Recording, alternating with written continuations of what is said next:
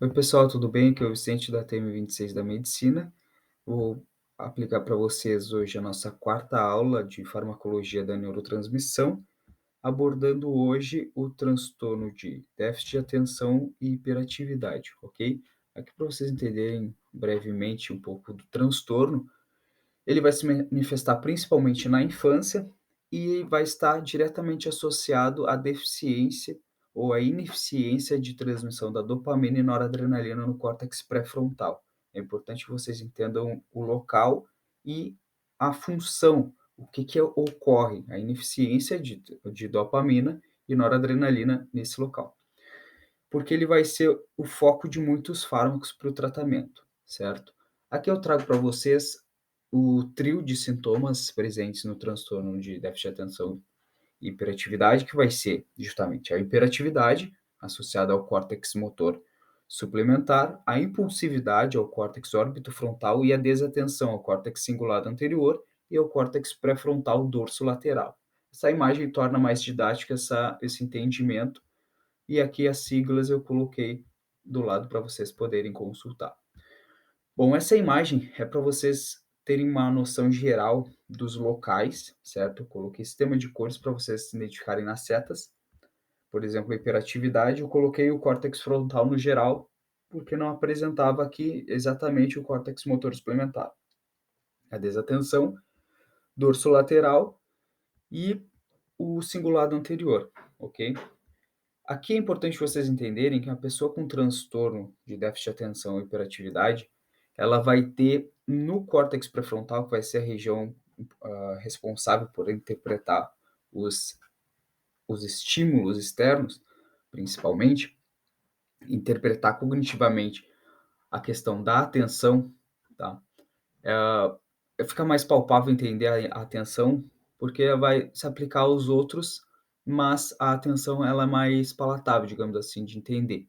Por exemplo, uma pessoa sem o transtorno, ela consegue focar numa aula exatamente porque os estímulos que chegam ao córtex pré-frontal vão ser diferentes, tanto de dopamina quanto de noradrenalina, a depender do estímulo recebido, certo?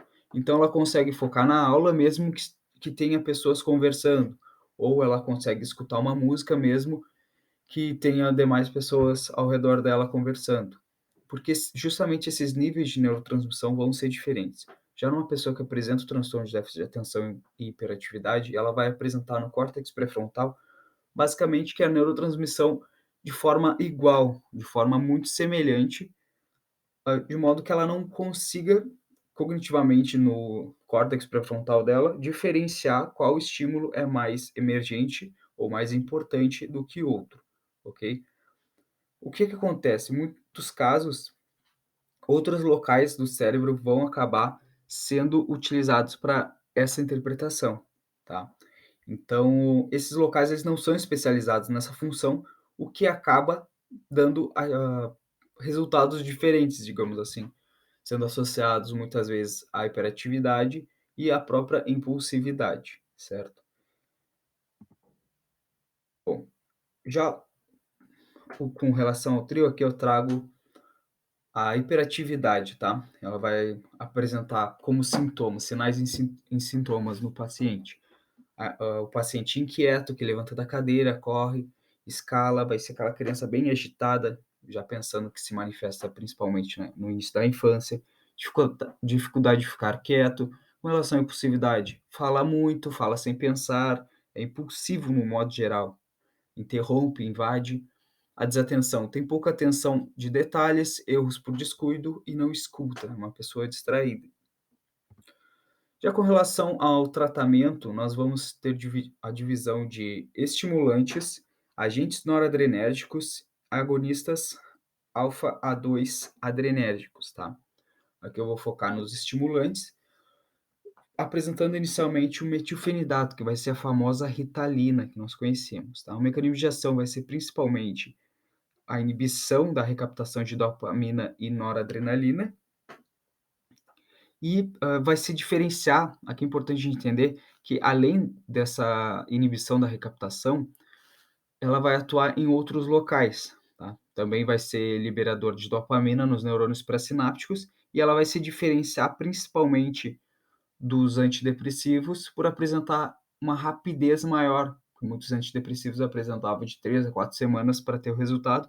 Aqui, por atuar em diferentes frentes, tanto inibindo a recaptação quanto promovendo a maior liberação de dopamina nos neurônios pré-sinápticos, ela vai ter uma ação muito mais rápida, ok? Além disso, ela exerce ainda algum bloqueio da enzima MAO, então é importante ter conhecimento se o paciente já faz uso de inibidor da MAO para poder, utilizar outro fármaco, se for o caso, tá? Para não inibir muito e poder dar diversas reações adversas, como a gente já viu nos antidepressivos. Além disso, eu trago como a retirada do metilfenidato pode ser acompanhada de fadiga, depressão, hiperatividade, rebote, que é importante. Se a pessoa faz uso de Ritalina e tira abruptamente, para de usar, em muitos casos, a gente conhece, às vezes, familiares que fazem uso por conta própria e para, aqui pode dar uma hiperatividade rebote, tá? Bom, sugere-se ainda que ela seja feita de maneira gradual, justamente por conta desses efeitos rebotes. Aqui eu trago as indicações: TDAH em crianças, adolescentes e adultos, a sonolência excessiva diurna, que é a narcolepsia, ok? Farmacocinética e efeitos adversos como antes. Peço que vocês deem uma lida para a gente não se estender muito. As anfetaminas. Aqui é importante entender que o uso crônico, tá? Pensa, anfetamina, metanfetamina, tá tudo relacionado. O uso crônico vai estar associado à tolerância e à dependência, ok?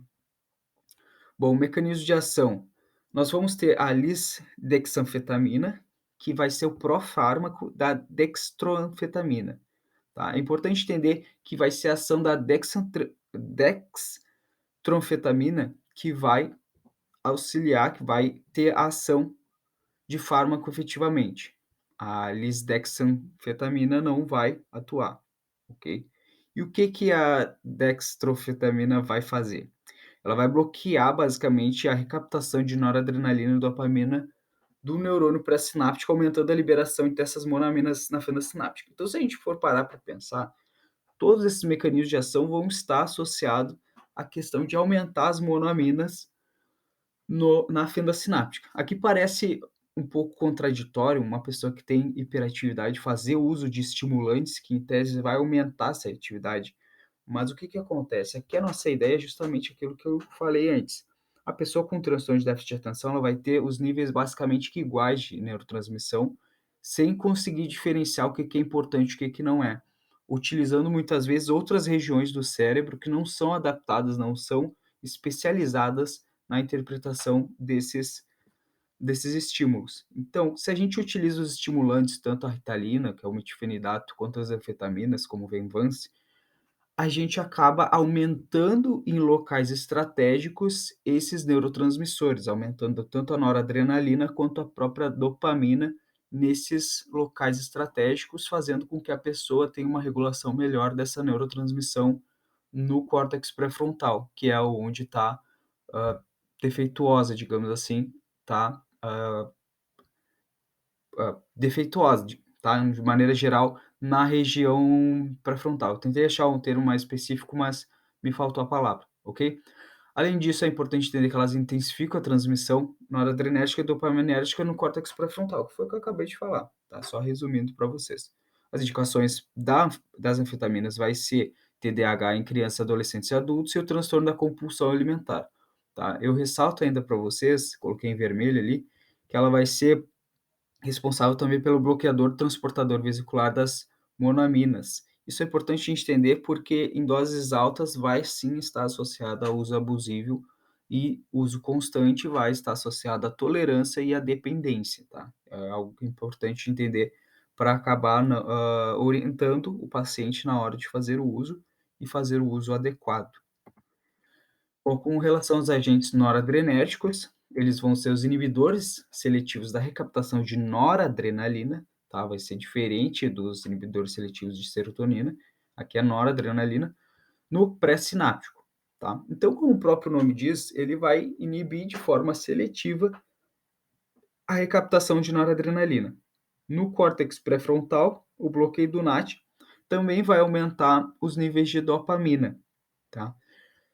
O que que é importante e legal de entender aqui? Porque no córtex pré-frontal, que é onde a gente quer que a dopamina e a noradrenalina atuem de forma funcional, ela vai ser muito boa, porque ela vai atuar no NAT e vai justamente aumentar tanto a dopamina quanto a noradrenalina de forma natural, ok? Por que que isso acontece? Porque no córtex pré-frontal a gente tem uma quantidade menor de transportador de dopamina. Então, ao alterar o transportador de noradrenalina, a gente acaba, por sua vez, alterando a dopamina. Porque se vocês lembrarem lá do nosso neurônio noradrenérgico, uma dos precursores da noradrenalina vai ser a própria dopamina, ok? Então, vai acabar que está tudo relacionado. Já no núcleo accumbens, a inibição da NAT ela não vai levar ao aumento da dopamina, porque tem pouco NAT nessa região, certo? Então, ela vai ser já associada diretamente ao DAT, que vai ser o transportador da dopamina. Por isso não apresenta potencial abusivo.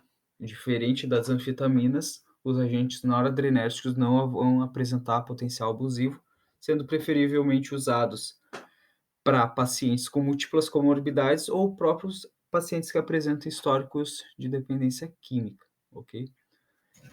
As indicações vai ser o transtorno déficit de atenção em crianças, adultos e adolescentes, a farmacocinética e efeitos adversos, mais uma vez, peço que vocês deem uma olhada.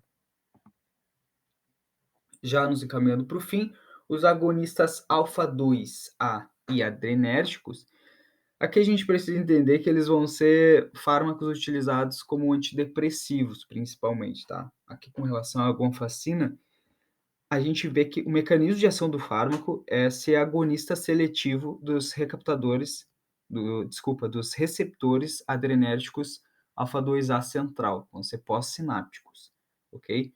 Já o seu mecanismo de ação no TDAH ele não é muito conhecido, mas depois na próxima imagem eu vou recapitular para vocês entenderem um pouco melhor do mecanismo de ação. Vão ser muito semelhantes, tá? A clonidina, ela vai ser também agonista do alfa-2 adrenérgico, só que pré-sináptico, tá? Prestem atenção nisso. A guanfacina é alfa-2A central e a clonidina vai ser agonista alfa-2 adrenérgico pré-sináptico.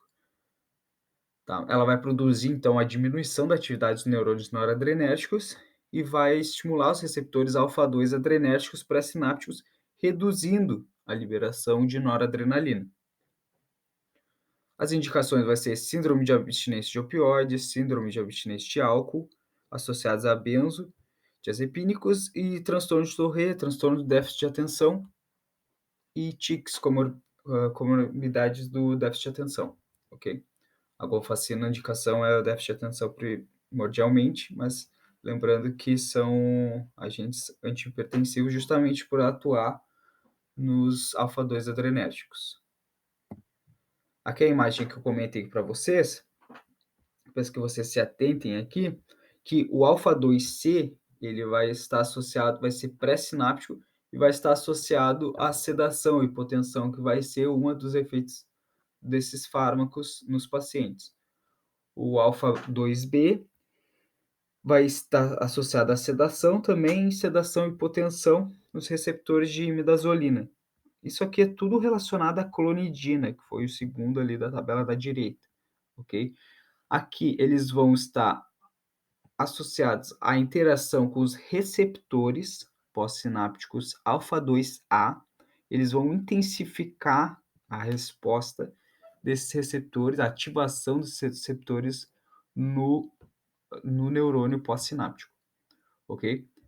Ainda a gente tem os neurônios dopaminérgicos e os receptores. Bom, eu coloquei aqui sublinhado para vocês o subtipo.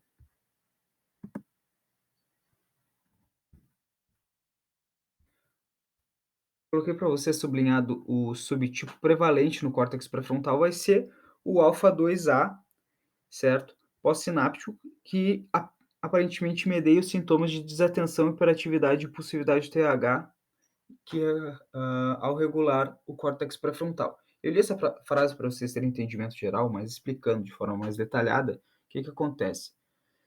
Esse fármaco vai atuar no alfa 2A que a gente já entendeu. Bom, por que que isso é importante? Porque no córtex pré-frontal vai estar recheado de alfa 2A. E esse alfa 2A ele vai ser associado justamente àquele trio de sintomas, a desatenção, hiperatividade e impulsividade. Ou seja, utilizando esse fármaco, a gente melhora, reforça a ativação dos receptores alfa 2 adrenérgicos, que vão estar principalmente no córtex pré-frontal, que é o que a gente quer, e vão dar a resposta exatamente que a gente quer, que é a melhora da desatenção, da hiperatividade e da impulsividade. Além disso, a falta de ação no pós-sináptico dos receptores de dopamina, pensando que vão ter pouca ação, muita pouca ação nos pós-sinápticos receptores de dopamina, vai ser bom por quê? Porque eles vão estar menos associados, vão estar associados a uma ausência de potencial abusivo, indicando que não vão ter ação de dependência nesses pacientes, ok?